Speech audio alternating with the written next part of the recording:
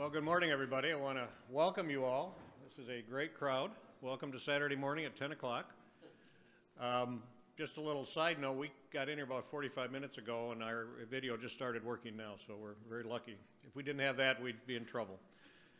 Well, today we're here to talk about, I guess, something that's of interest to all of us. I know certainly it's something that I got in the middle of that most of us would like to avoid, and that is officer-involved fatal use of force. And what do you do as a police chief, and how do you survive? I'm here to say that you can survive, and I'm proof of that. And so what we're going to do here today is actually go through some things that we did in the city of Pasco that I think hopefully would give all of you some ideas as to how you could maybe survive the same sort of thing. So basically I've got myself, I'm Bob Metzger, police chief. And I've got Ken Roski here, who's one of my captains, who's going to be presenting kind of in the middle some of the things that we did after the event that really helped us out. Just a little background on myself. I've been around for a few years. I know I don't look it, just kidding. But I've been through a few things, been through a few other departments, been through some of the political stuff. I could probably do a whole nother series on that. I won't bore any of you with that. Captain Roski's been with the department since 1986. And was a captain when I came on the department as police chief, and he had a lot to do with some of the areas that we had. He was my PIO when this event occurred, and had a lot to do with the success that we had, particularly in the social media front that we'll be talking about later. So the overview was, at the conclusion of this, we hope you have a better understanding of how a department can survive, a department, not just the police chief, but also your department, in the following areas. Prior to the incident, we did some things prior to the incident that I think were pretty important to us surviving this incident, and as we go through this, I think you'll understand why. Community participation, which a lot of us, we know about. We know community policing, we know all of those things, but are we really doing enough? Can we ever do enough? Probably not. Training, and then policies. During the incident, what we did during the incident that I think was very important, what we did in scene security, what kind of outside resources we used. After the incident, some of the very important things we did that I think kept us from having any damage or any problems in our city is we talked to the family, we talked to the protesters. We had a large vigil that attracted hundreds, which for our city of 70,000 is pretty significant. And so what did we do to try to keep that from becoming, and I don't want to use a term in a negative fashion, but not become the next Ferguson. And I think that's something that all of us would like to avoid. And again, this isn't a put down to Ferguson. None of us want to be there. We'll understand lessons learned by myself, including preparation prior, community involvement, use of outside investigation. That's pretty important. We're going to really key in on a lot of that. Relationship with other agencies, which is very important. And I'm not just talking about law enforcement. I'm talking about federal partners and others, in relationship with the press, which is going to be something that's going to play key as we go through some of the things that we did. We all know the press is our best friend or our worst enemy, depending on what the incident is. And then, how do you survive as a police chief? And again, we've all seen times where we haven't survived, and I'm here to say that you can survive, and hopefully at the end of this you'll have some ideas there. So Pasco is a city of about 72,000. We're a fast-growing city. We're 60% Hispanic, and the reason I bring this up is that'll play a lot into the dynamics of what occurred during our incident. We are a large Hispanic population.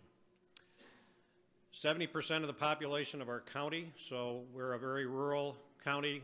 A lot of farming going on in the area. Most of the residents of the county live within our city. We're part of the Tri-Cities that include Kennewick, Richland, and West Richland. We have at least one person here from another city that's in our area.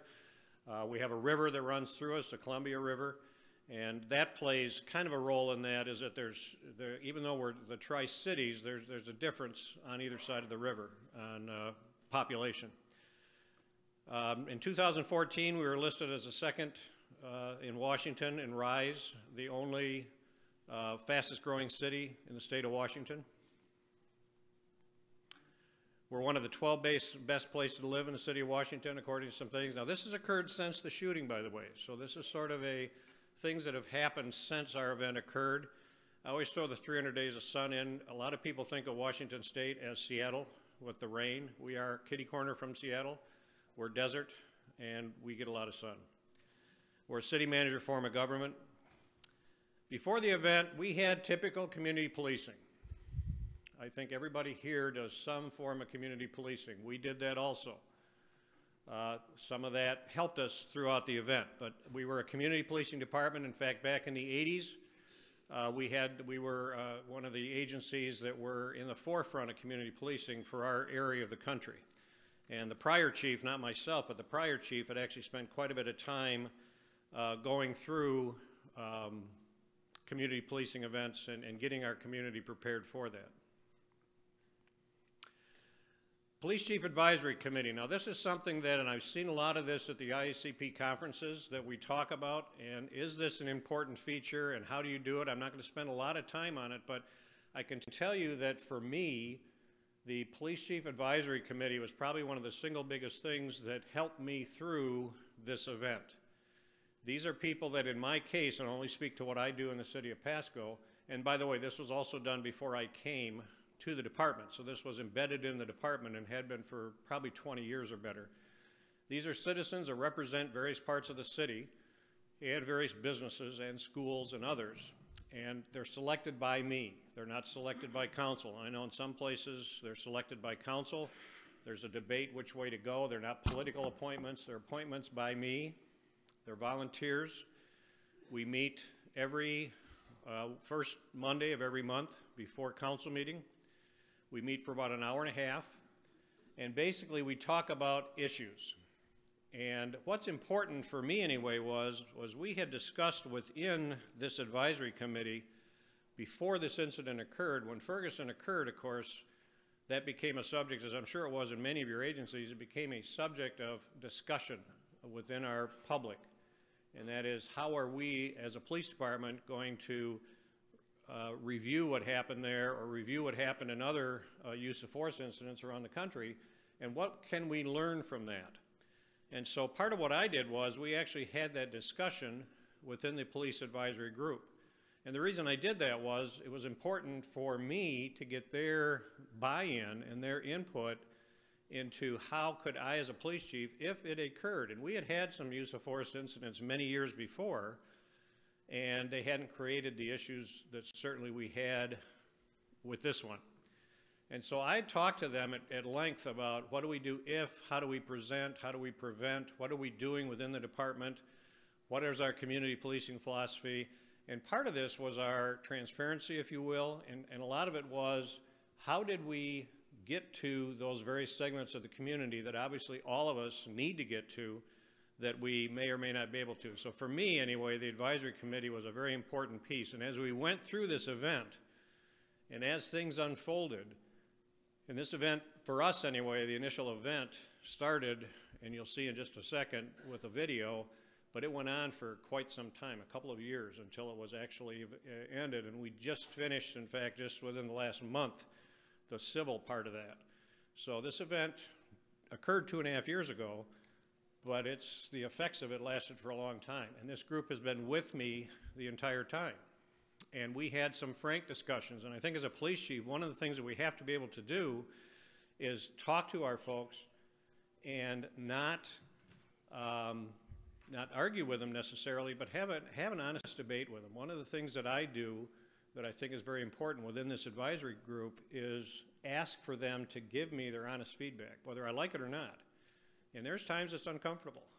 And there's times that, particularly when this event occurred, we had some honest discussions. And when I ended up exonerating the officers for the shooting, there were some of them that were upset with me, but we had an honest discussion. They're still on my advisory group. And I think that's really important. We have area resource officers and substations. We're about 39 square miles, so we're quite spread out. So we have substations. We have 4 patrol areas, and we have substations in each one of those. Those officers are involved a great deal in the community. When we do National Night Out, for example, I actually drive around the city that night, and that's pretty hard to get to all of our events, but I try to. and we go into various neighborhoods, and they're part of that. They set it up through the area resource officers. We had a high crime rate in the 80s. Like a lot of us, we had a very high crime rate. Because of that, we still feel the effects of that today in the city. Even though our crime rate now is among the lowest in the state, we still feel the effects of the crime rate in the 80s. And this is true of any of you. Once you have a problem, it takes a long time to overcome that. So the feeling within the Tri-Cities is Pasco is an unsafe city, when in fact our crime rate is the same, equal to, certainly on par with the other cities within the Tri-Cities, and certainly within the state of Washington. We do have a rapid population growth. We have a lot of migrants that come up out of Mexico, again, because of our large Hispanic population. We have some generational Hispanics, but we also have just a large population growth coming into the city, into our area. We have reduced staffing. Now, that's something we've all been through. Right now, our ratio is about 1 to 1, 1 per 1,000 population, rather than 2 or 1.5, wherever we're at. The state average is about 1.42 at about 1.1. And as the population grows, obviously our staffing has not kept up with it. So we're all stuck with the same thing. So this isn't anything, I know I'm speaking to the choir here, we've basically got the same thing. This was key too. We'd actually had 4 shootings in 6 months.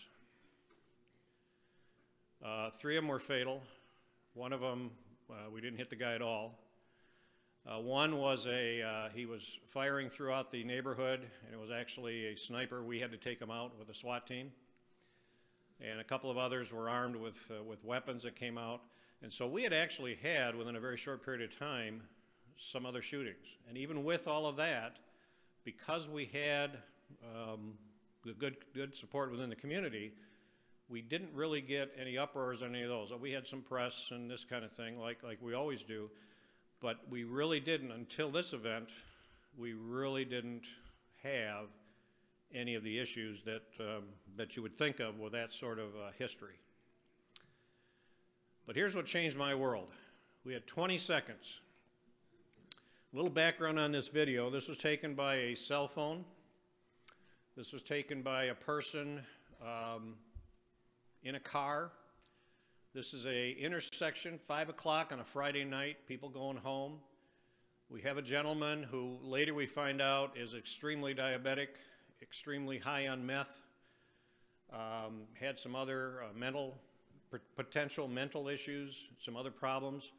He is at that intersection. On one side is a grocery store, on the other side is a bakery and other businesses, and he's throwing these huge rocks from this one, or not huge rather, but big rocks from the empty lot on one side of the street. So we get a call from citizens in the area saying, we're scared, this guy's over here, he's throwing rocks at cars, he's throwing rocks at people, we don't know what he's going to do. First officer on the scene gets there, tries to talk to him, doesn't do any good. We get other officers coming to the scene, try talking to him, they're dodging rocks. We end up at the end of this, by the way, with about 70 videos from various cameras. We have in-car cameras. We got about 70 videos from all kinds of cameras because it was such a busy intersection. While we're at the scene doing the investigation after the shooting, the subject did die. We find out as Captain Roski and I are at the scene talking about what we're going to do, how we're bringing out, and some things we're going to talk about in a little bit, all of a sudden, he comes to me with his phone and says, it's out. It's already got 1,000 hits. And we haven't even gotten the scene totally secured yet, and they're already out there. I was about 10 minutes away when the thing happened, so I got there fairly quickly, but this thing was already out. So with that, I'm hoping our video will work.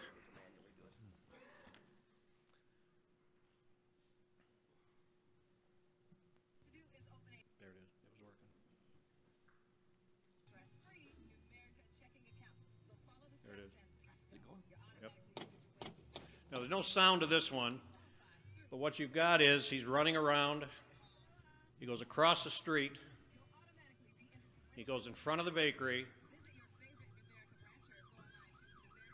and then he's shot. The light that you're seeing is flashlights. It's not the gunfire that you'd think. A lot of people thought it was that. That 20-second video defined our department for the next, well, it still does. But that video, within a half hour, defined our department. And when we got to the scene, we realized very quickly that this scene here is the one that's going to be in everybody's mind. From that point forward, everybody in my community, or not everybody, but a lot of people in my community said, we know what happened. This video shows it all. We know exactly what happened. What doesn't show in this video is, and what happened is, in a nutshell, is he had been shot a couple of times on the other side of the street.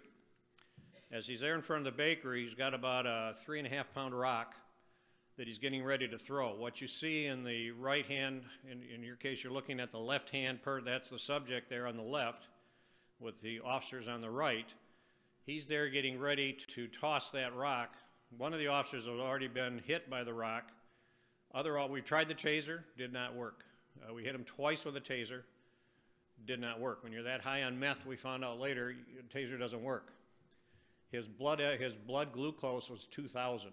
He was basically walking dead. He had had some issues with his arms. He'd fallen and had some issues with his hands, but he was throwing the rocks pretty good. There's some other videos that I'm not going to show that would show the number of times the officers were ducking and diving and doing the kinds of things here. Where he's heading for is a very crowded area that we knew, a restaurant, a bakery, that we knew was full of people. He was also heading toward the Board of Education building, and there were just a lot of, so we knew we had to stop him at that point. The officers on the scene did. So what people say is he was turning around, and this is where the issue came for us, is this video, and in some people's mind was he's getting ready to raise his hands up, and kind of like what we've heard from other things, he was going to raise his hands up to give up. In fact, it shows later, and we did some animation type stuff, that shows that in fact what he was doing was raising his arms to throw the rock. He was getting ready to toss, and the officer decided that they had to use lethal force. We ended up going through, again, a lot of investigation, but the only reason I show this scene is, again, this defined. No matter what else we did from this point on, no matter what else we said, no matter what else I did, this is exactly what we were defined by.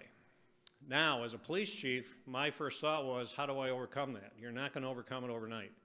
You're not going to overcome it within a month. It's going to take a long time.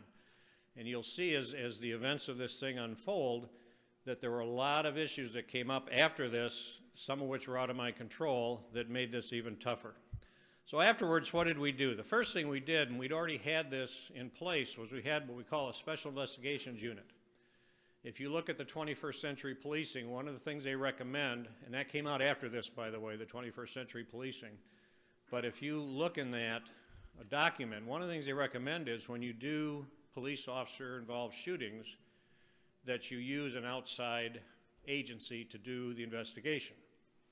We already had that in place within the Tri-Cities, and basically what we have is an MOU that was set up, and we have a very lengthy policy that I no longer am involved. So I called the Special Investigations Unit. In this case, it was a commander out of Kennewick who came and took over the investigation. So we rope off the area, turn everything over to the Special Investigations Unit, and they then provide the investigation. So we as a department are out of it. Captain Roski became the PIO, so he's handling the press part of it, and then the Special Investigations Unit became the investigation. Now, some people, and that's the issue we had later on, was, well, that's not good enough. That's cops helping cops. And you'll get that. You'll get that, okay? We need oversight. We need something else. We need the feds. We need somebody. So keep in mind that's going to happen even with that. So what did I do? Well, I reached out to in this case, we have an Attorney General at the time that was in Eastern Washington. I reached out to Mike, who I happen to know pretty well from other meetings that we'd had, and I said, what can you do to help me? Realizing, and I've had other chiefs ask me, by the way, why did you reach out to the feds? Well, either you reach out to them or they're going to reach out to you. So why not reach out to them? If we're transparent, if we've done things right, and let's face it, I don't think there's anybody here that wants to cover up for an officer if he did something wrong, but on the other hand, we want to protect the officers when they do the right thing.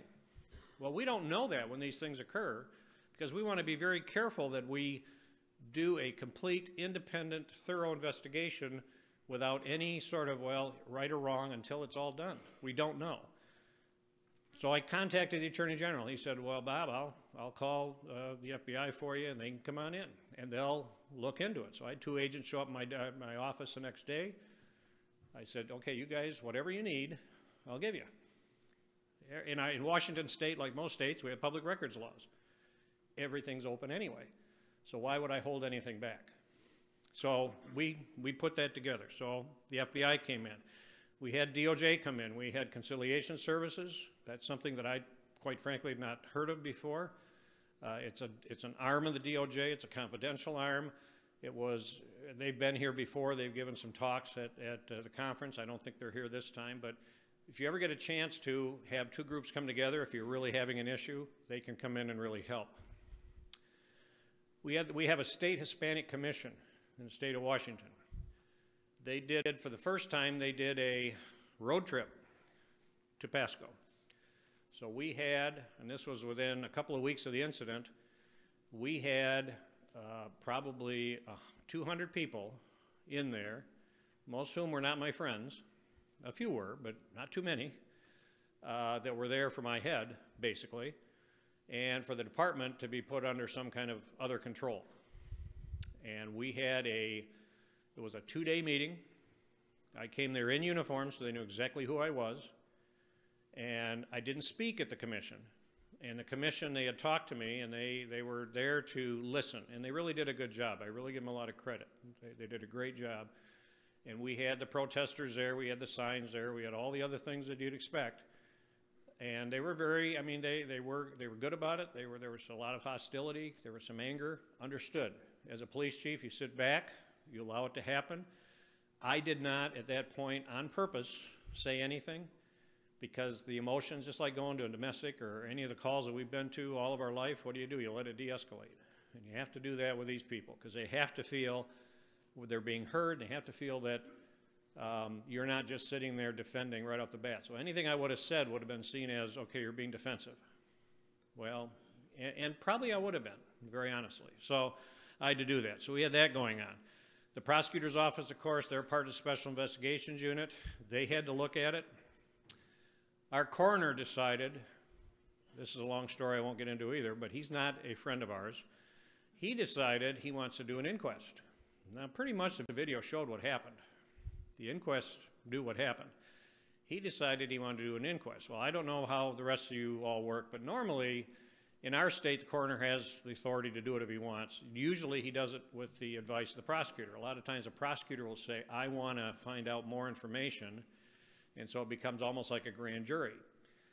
Well, in this case, the prosecutor said, I don't need an inquest. The coroner said I did. He was in Florida at the time. He makes the statement from Florida saying, I don't like what happened here. I want to do an inquest.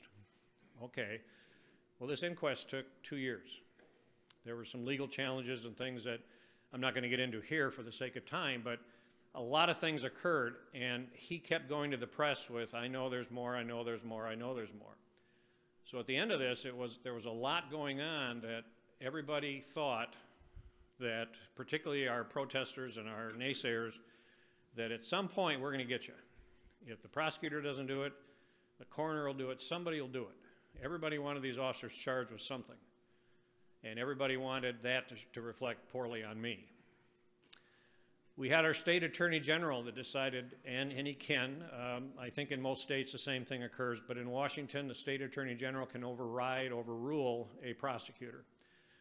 So we had to the prosecutor gave all of his information because he decided not to charge. And so the attorney general decided to take it on.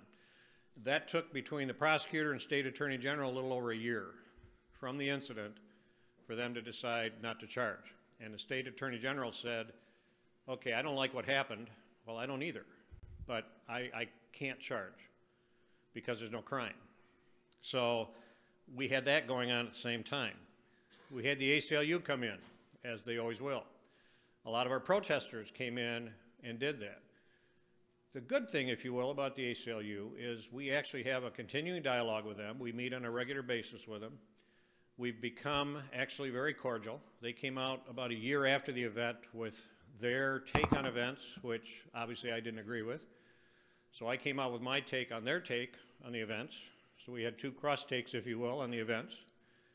But then we started meeting in a dialogue, and we started meeting with them. So they had some of the local people, and they came out of Spokane, this particular group, and we started having a dialogue. We just met a couple months ago, in fact, and we're going to meet again in January. And it's gone from a argument, if you will, between the two of us to where we really don't get along to actually, at some point, we may do a presentation together about how we have been able to overcome our differences. Now, they don't agree with everything I'm doing, by the way, and I don't agree with everything they're doing. But we have a good dialogue that allows us, and therefore some of my local folks, to appreciate what we're doing and understand that even though they don't like what we did or had to do, they understand that in a free society, that's what has to be done. Local groups. We had groups pop up I'd never heard of before. And we had a lot of them. The only good thing I think that saved us a little bit was where we're at, we're kind of isolated, so people from Seattle think we're kind of strange, so they don't come. And people from Portland did come, but then they realized this is desert, so some of their protests were in 95 to 100-degree weather and no shade. So they were kind of a unique group. So all of a sudden we had groups popping up all over. Well, you can't discount them, so I met with every one of them. I had at one time, in fact, there was a chant that went on in the council meeting, and it was people step up, chief step down. And they did it. There was half of the group was in there, and I'm sitting in the back, just kind of watching it, and I had one of my sergeants there with me, and he's getting all upset. And he looks over to me and says, well, why aren't you upset? I said, well, what can I do? I mean, they're here, they're protesting, they have a right to protest. One thing we've learned over this, and I think all of us have, is they have a right to protest. If we fight or argue with them, which makes no sense, it's okay. If we let them protest, it's good. So we allowed that. The council was real good about it. They were very supportive on that. They let them do their chants. At one point, they did a circle in front of council. They did all these things. And it worked. They eventually went from having about 70 people show up at council meetings. I haven't had anybody there in probably a year, even before the coroner's inquest was done. So again, it's meeting with those local groups, talking to those local groups, transparency, all the things we talk about, all those things I had to do. So yes, as a police chief, you want to survive, there's going to be some 80-hour weeks. Be prepared. Your nights are going to be gone. Valentine's Day, instead of being with my wife, I was in EOC watching protests. Not fun, but it's what you got to do. Accreditation, something we also decided to do is we did state accreditation. I charged Captain Roski with doing that, and that was, again, another way of us to show that we've moved up to another level, and we do, in fact, because one of the things they said was, well, why are you doing what you're doing? Why are your policies what they're doing? We did the state accreditation, came in about 2 years after the event, no, about a year and a half actually after the event, and that really showed, again, another level. So we didn't stop. We didn't say this event changed everything that we're doing. Instead, we revised, we did a lot of work, we did a lot of stuff, and then we said, fine, let's prove that we're doing that. Let's go through an accreditation, which we did, passed the first time, and so now we're state accredited. We're now working on CLIA accreditation so that we'll be dual accredited. And again, a lot of that has to do not only with chief survival, but department survival. So if you look at accreditation from that standpoint, that's not a bad thing. Another thing that the aftermath of this, I assigned an officer to meet with the family. This family was, they were from Mexico originally. The mother was way down in South Mexico somewhere, no English. They had some family, an aunt and a cousin in town. So family is very disjointed. The mother, the wife, her mother of this particular gentleman was down in Southern California. So they're very disjointed. So I found what family I could, and I assigned an officer to meet with them and deal with them. So the first protest we had, and the reason this was important, the first protest we had, a couple things I did that I think are unique that we may want to think about. I realized after looking at some of the protests that we have to be careful how we respond to protests. And so one of the things I did was when they were marching the first time, we had about 700 people there, I told we had a bunch of units staged away from everybody, and we have a training building a few blocks from our department, and we had them staged there ready to go in case we needed them. We also had other departments on standby in case we needed them, in case it got out of hand. We set up toilets, we set up a bus parking area, we set up everything for them, we accommodated them. I talked to the family. We went to the scene a couple days later and talked to the family and the protesters and helped them set up the protest route. So I said, here's a good route to go. It's a nice wide street. You can go there. We'll block the roads for you. We'll do all that stuff. Didn't require a permit. Some cities will say, oh, you can't march unless you have a permit. Well, we said, no, we'll let them march. Because we knew they were going to march no matter what. The family was very appreciative of that. Because of our liaison and our relationship with them, I think that's what helped keep it peaceful. We actually had babies and strollers in the march, which I think was good because that kept the march from getting out of hand. But we made sure we marched with them. Now, we were in the EOC. We were lucky that where they happened to march was across from City Hall and across from the courthouse, so we had a lot of cameras that we could point on, and that we just happened to be lucky on. But we were able to watch them from afar. At the end, in fact, we had such a good relationship with the family that when they left, they called us and said, okay, we're going. If you want to arrest everybody that's left, go ahead. And that was like, wow. Now, we didn't.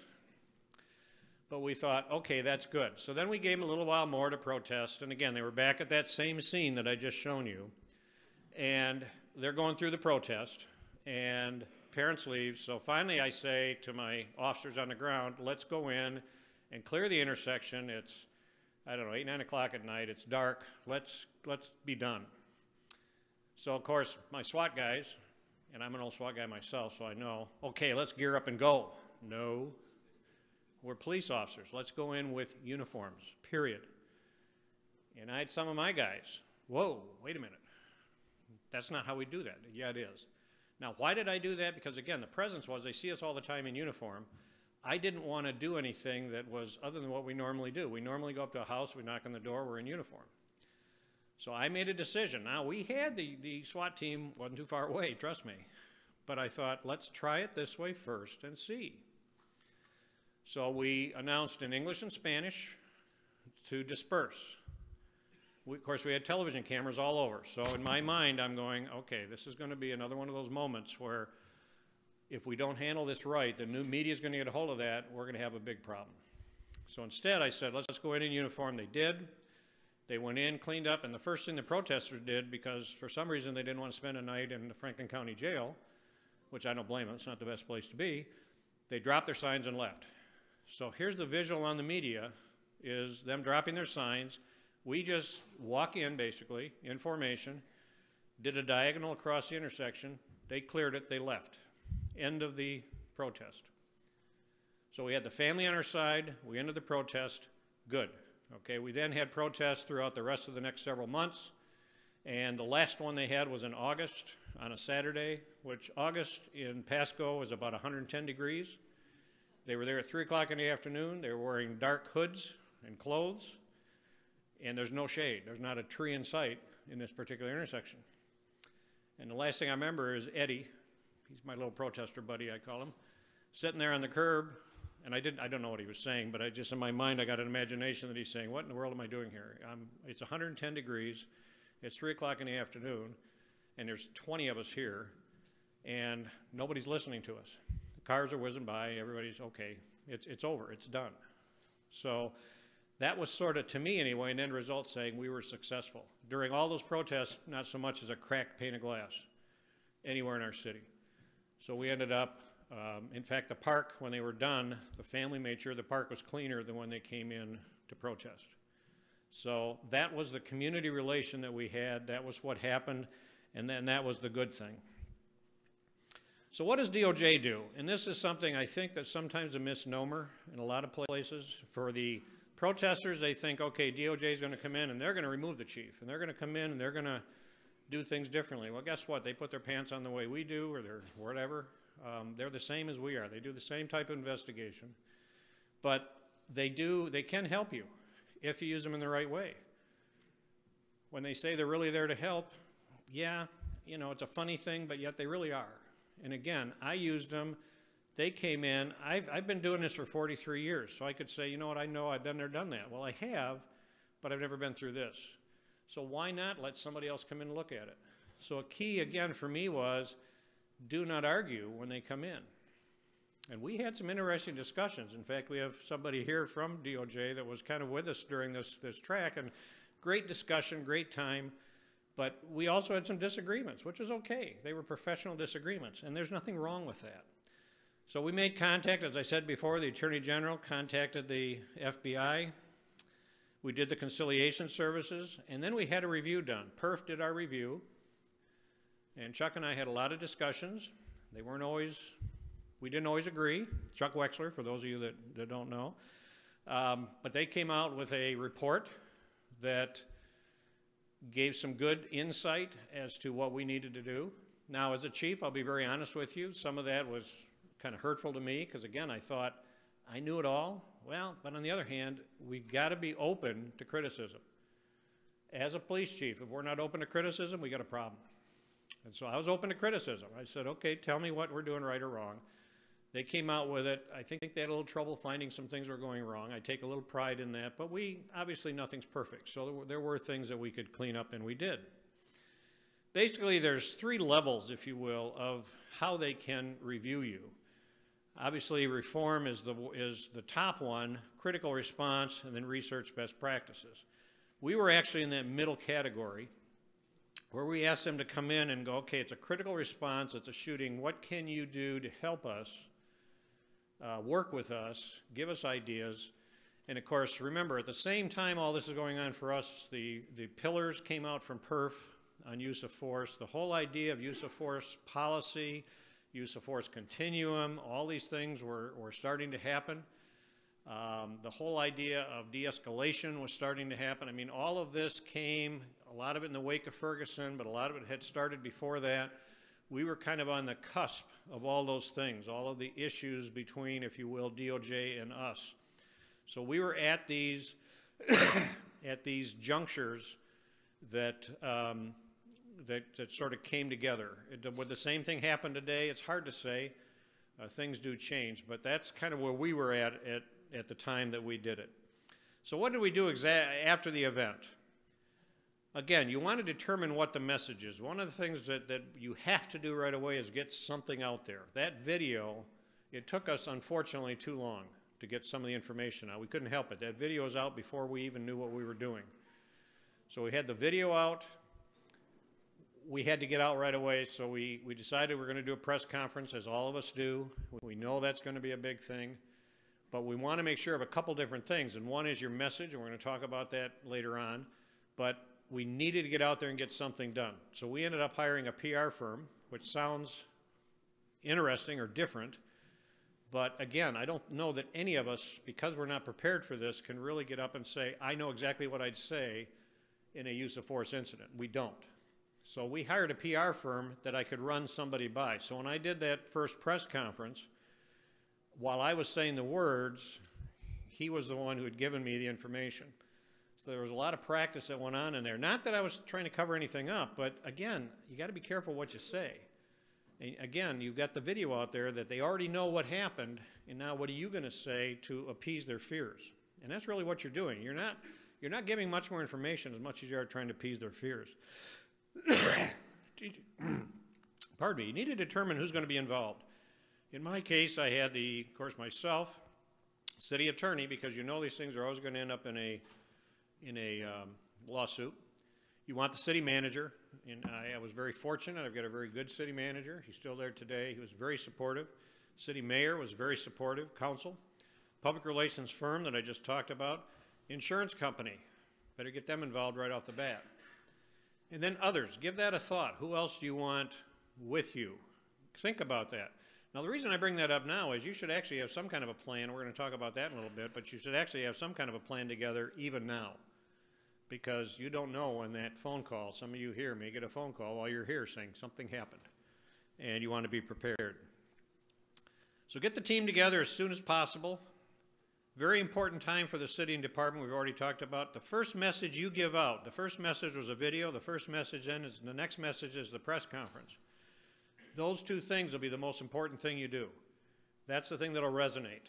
So if you get up there as a police chief and say something like, well, I know this happened and you don't, and later on it comes out you didn't know, that's where you start getting in trouble. So if you listen to my press conference, it was probably half hour long or so, I said a lot, but I didn't say a lot, because a lot of it went back to the Special Investigations Unit that I could say they're still investigating. I don't know until the investigation's done. Nothing wrong with saying that. Absolutely nothing wrong with saying that. The media needs something right off the bat. We had at that time the typical thing. Captain Roski went over, talked to the media that night. We put them off site about a block away and had the, well, we don't know what happened yet, come back and see us later type press conference. They need something right away. If they don't get it from you, they'll get it from somebody. And if you don't, as police chief, control what that is, you're going to be in trouble. So what's crisis communication? Just something to think about. And I'm not going to spend a lot of time on this because we've really spent a lot of time talking about this in the past. So convene your team, assess what it is. By the way, the entire PowerPoint is available. We did put it in. It was so large, though, I had to do it in 4 segments. So it's in there. It's a PDF, so if you want to review it later, it's out there. It's on the app. Determine your messaging and strategy. This is probably the most important thing. When you get something like this happen, don't shoot from the hip. Whatever you do, don't shoot from the hip. Use whatever resources you have. Make the calls you need to make. Sit down, think about it. Yeah, you may not get any sleep for a couple days, but think about it before you do it. Then execute that strategy and don't deviate from it. Because the minute you start winging it, you're going to have problems. Regularly reassess and regroup. Every week we met. For the next year we met. It became monthly after a while, but we met. And, okay, what are we doing? What can we do better? What do we need to get out? What's out there? Do we need to respond to this? Because you don't need to respond to everything. You don't want to argue in the media. You want to make sure that your message is getting out. So the keys, be transparent. When you're talking out there, say what you know is true. If you don't know it, don't say it. Say, I don't know. That's what the investigation is going to find out. Say something. Don't speculate. Know the facts. I've seen a few of us that get in trouble, and I could probably be that way too if I didn't have some of the support that I had, particularly from the PR firm. Anticipate the hardest questions. What's the hardest question going to be on this one? Why in the world did you shoot this guy? That's the hardest question you're going to get. Anticipate that. Know what you're going to say. Prepare your answers. Rehearse in front of a mirror. Now, I don't like to do that very much because I look at myself in the mirror. It's not pretty anymore, so you're not supposed to laugh at that. Never mind. If you know you don't know an answer, pivot back to what you know to be true. So a lot of times the media will try to say, and you've seen these things, well, what about this and what about that? And they'll try to go down these rabbit holes that, quite frankly, you don't know anything about. Just go back to the beginning. No, this is what I said. This is what I'm doing. Avoid saying no comment. It's the worst thing that can happen. The worst thing you can do. Say something. Even if it's, I've turned that, that's where the Special Investigations Unit is really great. I can turn it all over to them. Say, look, it's theirs. It's on them. And that's good. That's giving them something. Don't try to change the narrative. Don't try to say, well, you know, don't talk about the shooting. I want to talk about community policing. I want to talk about all the good things we've done. Believe me, I spent a year trying to say, well, you realize we dropped the crime. We've done all this stuff in our city. All that stuff I talked to you about, they don't give a darn about that. Okay? They want your head on a platter. Be short and to the point. Avoid long-winded answers. This isn't a speech. Provide regular updates. Now, some of our updates were quite short. Still investigating. Okay, that's an update. At least you know it's still there. Confer with legal, obviously, as often as possible. I'm now going to turn this over because one of the biggest things that occurred in our case was social media, and I can't stress this enough, and I think you'll see when Captain Roski does his part of the presentation that for our survival, social media is, right now anyway, is the key to how we get all this done. Pull the stage down. Thanks, Chief. So prior to our event, we didn't have a social media presence necessarily. We did have our sites locked up, but we didn't have an aggressive program at all. So we did develop a purpose and a reason, an opportunity to engage the community in a transparent model. And today, our social media has skyrocketed, and it allowed us the ability to engage the community like we've never been able to in the past. We now have on our social media platforms 42,000 followers. We're currently the largest Facebook following in our state. We have a Spanish and an English Facebook page, although with Google Translate, we're finding, just FYI out there, we're finding that the Spanish page isn't as robust because they just take the English and translate it into Spanish because of the aggressive translation. So it's important to have that ability to communicate with for our population, the Spanish piece. As we've found an opportunity to make social media more robust, we've actually garnered several national attentions with The Late Show. Some of our events have been on ABC, national news. So it's really about having an audience that's out there listening to us. For us, the priority has been Twitter and Facebook. Some of you might ask, why not a lot of those others that are out there, Nextdoor, Nixle, all of those, all very appropriate, all very good platforms. For the agency our size, you can't be good at everything. I only have so many resources, a limited number of resources, so I had to select a couple of platforms. Facebook and Twitter seem to be the ability for our community to launch and follow the easiest. So that's where we put our efforts. Certainly, whatever you choose to pick as a platform, just make sure you can support it and that you do support it, whatever that might be. So, like I said, we didn't have much of a media or a social media platform prior to our February 15 event, but this is kind of what drove our social media presence. These were the headlines that I was faced with and the chief were faced with within days and a week or so of the following. And you can kind of see cops fire 17 rounds at unarmed person. You'll see unarmed in these headlines constantly. As the chief mentioned, 3 to 4 pound chunks of concrete, boulders, thrust at the community, thrust at our officers in a very violent manner. So how do we address these headlines that are out there? The ACLU is coming to town. That's never a pretty picture, right? Police shooting, again, of an unarmed person. The slaughter continues. 176 civilians killed so far in 2015. Pasco, we make that headline on the Huffington Post. Thank you very much. Again, another unarmed person. The Hispanic Alliance in Pasco wasn't happy with us, and they're demanding an outside investigation. There was an outside investigation. It was already set up and underway. The facts didn't matter. Whatever would sell a headline is what mattered. Demonstrators march through Pasco, and now they're calling for the chief's head on a platter. And so on and so on. It goes on.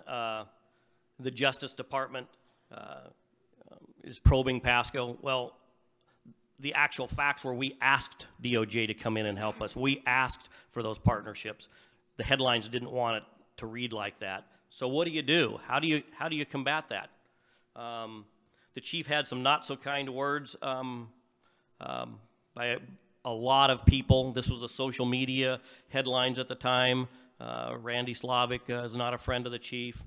She's got several posts in here where they need to have him on resign, step down. The posts go on and on and on. So I met with the chief as I'm frustrated that I can't get my message out. I'm the PIO, and nobody will listen to us. Nobody cares that he was armed. Nobody cares that he was a violent person on methamphetamine, and he was out of control, headed to a school district building, headed to a bakery. What are our officers supposed to do? They didn't care that we had requested DOJ. They didn't care that we had an outside agency. It was totally independent. None of that mattered. So I met with the chief, and we came up with a plan to work on the branding of our agency and promote that through social media and an opportunity to reframe our audience and our community. We needed to set the expectation for every member of our department that they were part of the new brand and they were going to launch our agency into a positive light. We had to own the message on Facebook, on social media, on Twitter, and in our community forums. It didn't stop with social media. We used programs that would allow for transparency. Coffee with a Cop was one of those. Most of you, a lot of you out here are doing that program or similar programs. I would suggest that if you're doing those, that you actually seek Sergeant Cognac and some of his trainers to give you the down and dirty. There were some pitfalls that we about ran into. Thankfully, they were headed to town before we actually launched our first one and saved us. We almost failed at Coffee with a Cop. It sounds so simple, but there are some pitfalls. Another avenue was our social media. So how can I have the ability to get my community the same message that the media won't put out there? They won't put it in the headline. How can I do it? Well, I've got to get followers. I've got to get clicks. So what do you post? Here are some quick slides on some things that we wanted to make sure that we could post. The very first thing we did was ensure that our officers did not violate our mission, vision, and value statement. We have a policy and a procedure, and I put a training class on for every one of our social media officers that post on our sites. I have a training session. But it all falls back at 2 o'clock in the morning. I'm not out there monitoring what they're going to put up, so they have to follow our mission, vision, and value statement. I'll have their back when I'm in the chief's office if it didn't turn out right, as long as they didn't violate our mission, vision, and value statement. And in the hundreds of thousands of posts that we've done in the last 2 years, I can only think of a couple of times where the chief and I have thought we probably could have rephrased that. Probably could have been a little better. Nothing terrible, but just some lessons learned. So trust your people. They'll do the right thing. Oops, I didn't have that up there. I'm sorry. The public wants to be informed. They're thriving to be informed. 24-hour news cycles, they want to know what's going on. Keep them informed. For us, remember who our customers are. And we have to make sure that we're never posting them or putting customers in an embarrassing photo where we show their face. Sometimes there are funny things that we do in police work, and how do you not show that? The key is we got to make sure that we're not embarrassing anybody. And then we want to make sure that we're not posting less significant events. Everybody makes mistakes out there, so you got to make sure we're treating everybody with dignity and respect as we're doing it. And then what I tell our people is it's our story. You're not a reporter. You should never feel like you have to get a story out there. If it's appropriate, if it puts us in a good light, if it tells a story of the community, you should post it. But you're not a reporter. And then this is probably the most important thing that helped drive our success, is to make the posts about the community, not about us. If you're out there doing social media, and when we're doing social media, and you can look at the insights. If you, especially on Facebook, it'll give you the analytics. If you're posting something about us, the police department, and we do it when the chief swears a new officer in, we put that on Facebook. That's cool. That's neat. It gets almost no followers, no hits. Nobody really comments on them. You put something in there about them, you make it about the community, and they're all over it. You make it about our story and how we're working with the community, those things will go viral on you, and we have some examples that I'll go over with you. So how do we do that? How do we make it about them? How do we get engagement? It's about the communication style. And I would submit that traditionally, you set your cameras up, the PIO shows up, or whoever's a designated speaker, and they're very efficient in their police response and their post and their information that they're giving out. They want to be careful. Don't say anything wrong. And yes, sir, no, sir. An excellent police report, always looking good. On social media, that's not going to work. That probably works for a news outlet. That probably works for a headline. That's not going to work on a social media outlet, and people aren't going to follow you. And remember, social media doesn't do you any good if you don't have followers. If you don't get people following you, it doesn't do any good. So we suggest more of a conversation, like you're talking to somebody.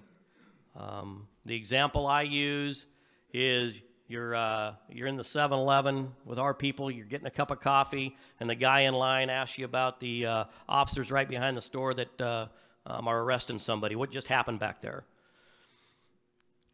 Well, sir, on this date at about that time, officers received a call and they responded to the scene, and the subject was leaning in the car. No, you tell the guy back, oh, yeah, hey, we got a call. Some guy was breaking in the car. Our guy showed up, and they were able to talk to him like that. That's how your social media posts have to be. They have to be engaging.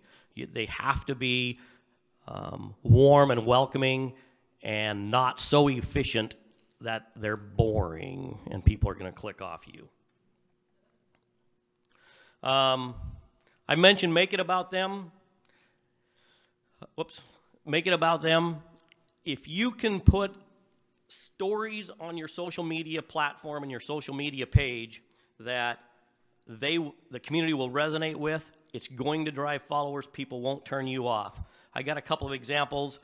In the upper left, you'll see the guy going to the doorbell. We were getting inundated with people stealing Christmas packages off of front doorsteps. We actually put this post out from one of the video surveillance cameras. A citizen caught this guy. This thing went viral within a few hours, and we actually caught the subject. But if you remember, it's about them. Everybody is concerned about the UPS and the Amazon package getting taken off their porch. They want this guy caught. So they're following this thing. This thing went crazy viral. The next one next to it is a horse. We had a horse that ultimately got stolen. We thought a rider got bucked off out in the desert. And we're like, oh my gosh, what are we going to do? We got to find the poor rider out there. And so we put this up. Lo and behold, we find out within shortly that it was a stolen horse. Within an hour, this post that we put up of a stolen horse, and we're trying to find the suspect, 200,000 people it went out and reached within an hour, because it's about them. It's about their community, and it's about animals, and they're gonna follow you. The power is essential. Our detectives will use this in a crunch, and they've actually had people call them and ask not to be put on social media. They'll come in and talk to the detectives. They'll get a suspect, for example, and we've actually had to use the threat, but the detectives will tell them, if you don't come talk to me, you're going on social media. We use it for our serious criminals, sex offenders, people that are trying to avoid us, and the detectives will use it as a threat. And they'll come in and see us. They don't want to be on social media, especially sex offenders that you want to interview for a sex crime or something. Please don't put me on social media and I'll come see you. So it does work, but you got to have the followers. So we have a team of social media officers. What's their posting mindset? I submit to them, and I submit to our social media officers, humility always. but humor when appropriate. This is a fun job, and there's fun things that we run into out there, and you have to expose yourself a little bit, and it's okay to let the community see who we are. They want to know who we are. They want to engage with us. You know, if you can I always tell our people, throw a picture, even if it's a canned picture. That's basic 101.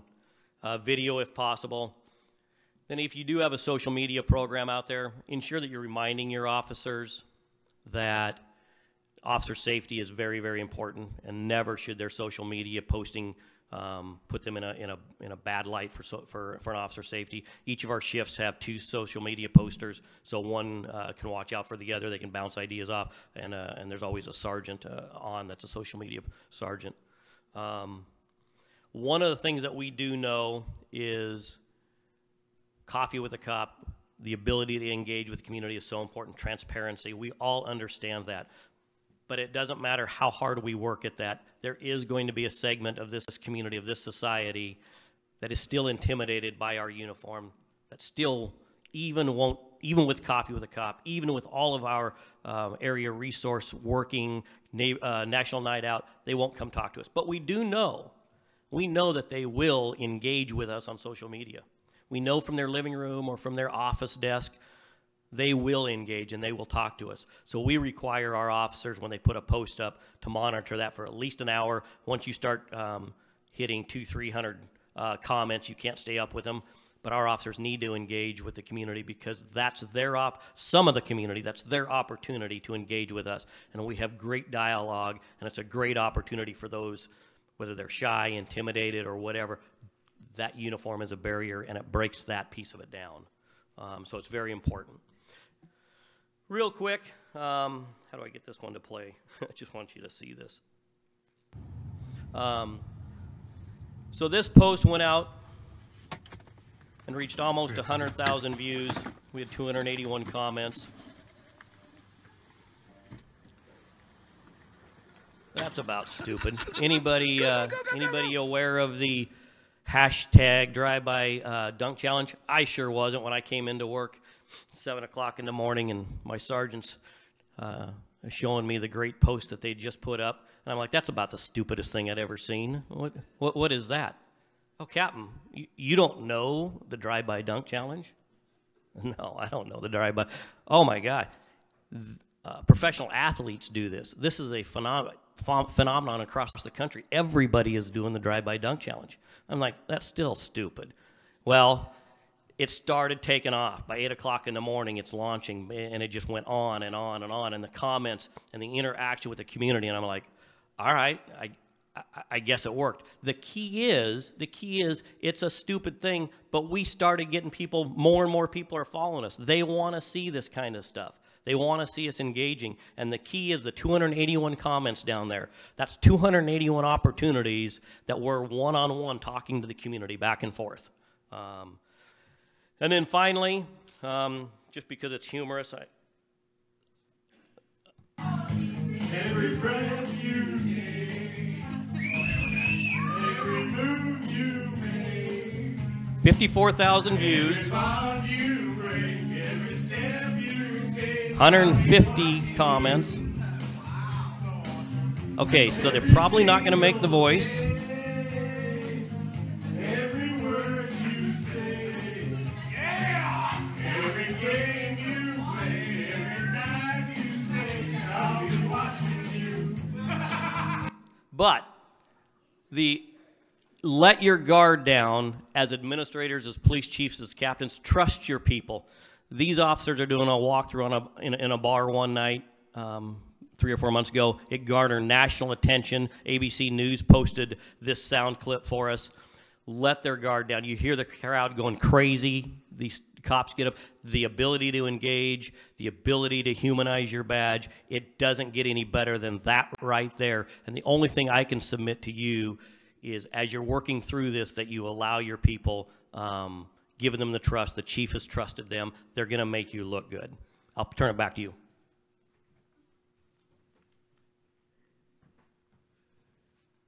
Now, why, you say, did we mention social media? Well, from my standpoint as a police chief, you didn't see me in any of those. I don't do the social media posting.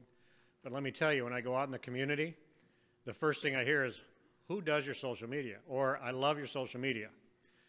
So from a police chief survival standpoint, what that's getting is your entire department behind you, and then by way of that, you're then getting the community behind you. And when you talk about survival, that's probably the key to everything we do, is if you got the people behind you. So in 2 years, we've gone from the scourge of the earth to now we're the largest following in the state of Washington. So how did that all happen? It happened by deliberate going out and doing it. I didn't do it. He did, his team did, my department did. So what I want to say to all of you is, part of police chief survival is get your department involved with you. Don't do it all on your own. Because if you do, you'll end up with 2 or 3 followers, because if I wrote this stuff, it wouldn't be that pretty, and I wouldn't sing the way those guys did. But that's the important piece. So we all know that there's 6 factors involved in police community relations. I'm not going to go through these in any real detail because I think we all know these things. But I put them in here just more or less to reflect on how everything we've done and how everything that I do and how I survive has to do with this. So with membership, again, we're talking about membership. What does social media do for us? It makes everybody feel they're part of our department. It's transparency. It's everything we need to do to survive. So next time something happens, and it has, by the way, just a couple of weeks ago we had another officer-involved shooting. That same woman, Randy, that didn't like me, now is out there praising what we did. Similar circumstances. The guy didn't die in this particular case, but and he did shoot at us. He did have a gun, but otherwise pretty similar. But it ended up being very, very, very pro-police, because now we have followers, we have engagement, we have the community with us. So membership's important. The environment, political and social climate are favorable. Again, we've driven that. For 40 years in police work, I thought, why in the world does the media do what they do, and what can I do to stop it? I did it. We did it. That's so important. I don't know why it took me 40 years to figure it out. Probably because we didn't have internet when I started in police work, so don't laugh at that either. Process and structure, again, that's just talking about the things that we do as a police department. How do we function? Sometimes we're too structured, and the people we talk about transparency, we don't always do that very well. And then purpose. Shared vision, very important. If you're going to do true community policing, share your vision. Part of what social media does for us, it shares that vision. Part of what it does for me as a survival technique is I get a feedback. How am I doing? Now when people try to, I tell you right now, when people go out in the media and try to bash me or the department, they get bashed back pretty hard. When this thing first happened, it was probably 100 to 1 bashing versus that. Now it's 1 to 100 people that are supporting us. So 6 factors, again, just remember this. It's a responsibility of both law enforcement and community. Social media helps bridge that gap for community policing. So if you're doing community policing and don't have a vibrant social media policy, you're not going to work. It's also not going to help you necessarily survive. There are many ways to involve the community, but social media is one of the ways you get them out. You do all the other things that we've talked about here today. So what are survival tips? These are things that I learned going through this thing. Investigation, have a plan in place. Even if you don't think you're ever going to have one, first off, don't think that. But if you do, have a plan in place. This Special Investigations Unit was in place. It was already there. All I did was make a call to a commander from another department and say, ramp it up, here we go. The last one we did, same thing. In fact, it was the same commander that did it from before. So they're ready to go. That is your outside agency. In fact, again, if you read 21st Century Policing, that's what they recommend. Media, have a good relationship. What social media has done for us is, when we post on our social media, that becomes now the headline in the newspaper. That becomes the headline in the local radio station. So we've gone from me thinking, how in the world were they even there when this thing occurred, when they write their story, to now they're just copying what we put down in the paper. So that is great. So we have come to a point where we're now driving the media, they're not driving us. Crisis management, have a plan in place. Even if you don't think it's going to happen, have a plan in place. Make sure everyone in the organization is made aware of the plan. Plans are no good if they sit on a shelf and collect dust. Have the plan, train on the plan, and make sure everybody knows what their responsibilities are. Because when these things happen, you're not going to have time to sit down, corral yourself around the desk and say, go for it. Trust me, I know, I tried it. Communication, have a plan. Determine who will do what. Social media has helped us a lot with that communication plan, that transparency, everything we talked about. Police community relations. If you don't have a good one now and something like this happens, it's not going to get any better. So have it in place beforehand. The reason I survived and the reason our department survived and thrived is we had the foundation of good community policing in place. Now, was it perfect? No. Did we do a lot of changes? Yes. Our use of force policy today is totally different than it was back then. And this last incident we had shows it. Use all resources available to you before, during, and after. Reach out to other agencies. What did we do in the aftermath? A couple things we did, a couple of them that were unique is, first off, don't forget about your faith community. They're very important, whatever faith you are or are not. We did a thing called Pasco Praise. My chaplains put this together, and it was one Sunday a month where we met at different churches around the community and had a non-denominational interfaith meeting, prayer and song. And again, whatever your beliefs are, your belief system is, don't forget your faith community. They're a very big part of that, and a lot of times we forget about that. But they had a lot to do with keeping calm in my city during that. We did this for about a year, and I think that had a lot of success. I've heard a lot of good things about that. If we ever had to start it off again, we'd do it. Hotspotters is a new program that we just started. We have a lot of mental health issues like the rest of us do with some of our homeless and other populations. We started a interagency collaborative effort between the courts, the prosecution, mental health providers, et cetera, throughout our community. We meet once a month and we pick somebody that's a hotspotter, somebody that we know, like this gentleman here that we ended up shooting, that is going to be a potential issue. This guy could have been one of our hotspotters. If so, we then we're able to go out and do some things collaboratively to get this person help instead of arresting him or doing some of the other things that we have to do. It's been phenomenally successful. We have an ER doctor involved in it. We have an ER nurse involved in it. It's very, very important. Community meetings. Even now, if you don't have an incident, get involved in the community. As a police chief, if you're not involved in your community, one of the saddest things I saw was when that poor chief in Ferguson went out and tried to march with those people, and it just didn't work, didn't have a relationship. So you have it out there. I was actually invited to march with the people when they did it, and it wasn't out of protest. It was just simply that I had a relationship with them.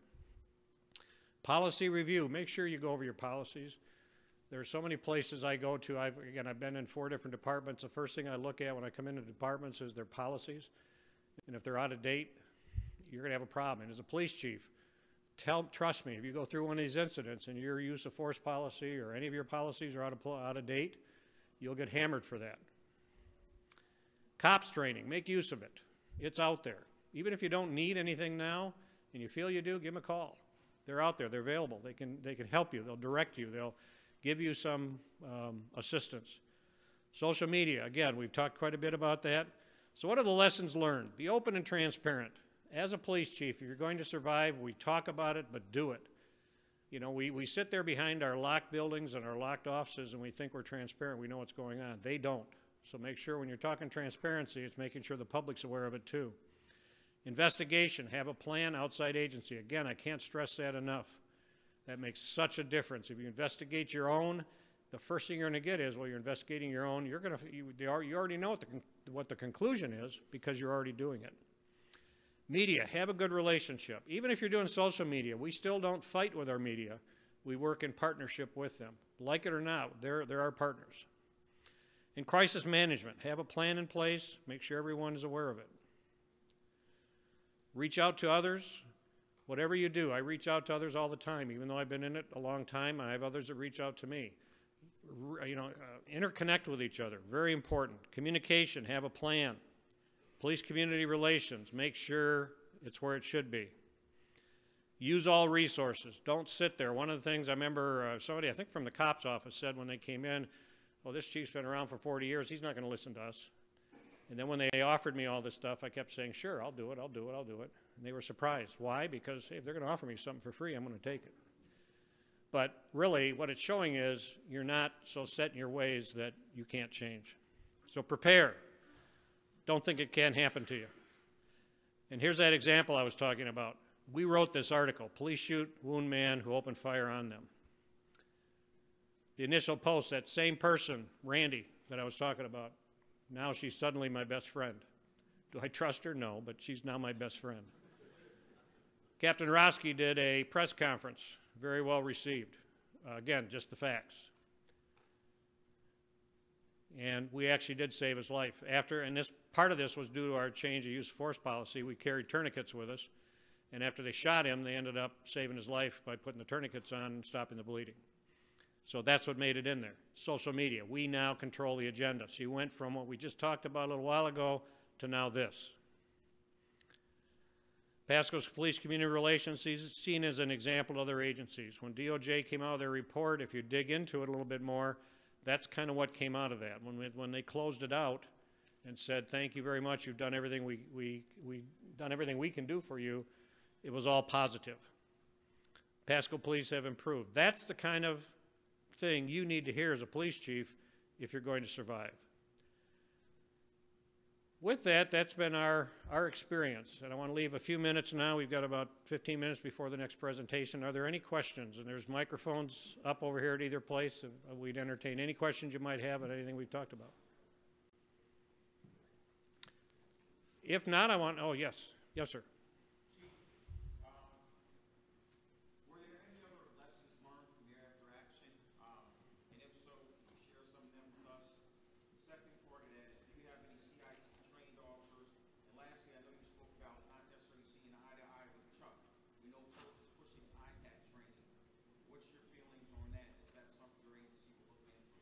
We'll always look into anything, and I don't want to get personal with Chuck, so I won't say anything more than that. We're always open to anything.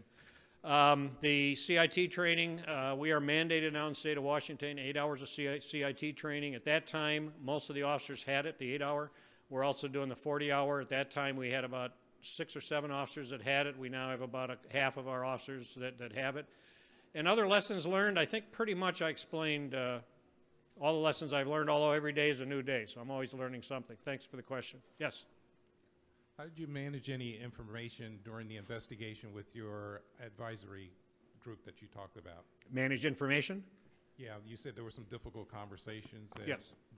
How much did you share with the advisory group while the investigation was ongoing? Well, the investigation was going on. I didn't give them any more than the public got, but what I would tell them was the way the investigation was going, what they were doing, what information I was giving to them, not what it was, but what I was giving them. For example, all the reports, all the video, everything else we had going on. And then the most important conversation we had was before I released to the public what my internal investigation had, because we also, of course, still have to do the internal. I met with them after I met with the city manager and our attorneys. I met with them before I released it to the public and said, here's what I'm doing and why I'm not internally disciplining these officers for what they did. That was probably the most difficult decision, because a couple of those advisory members were not really in favor of what had occurred. So that was probably the most difficult decision or discussion. Thanks. Thank you. Well, with that, I want to thank you very much for your attention. I appreciate it. Thank you very much.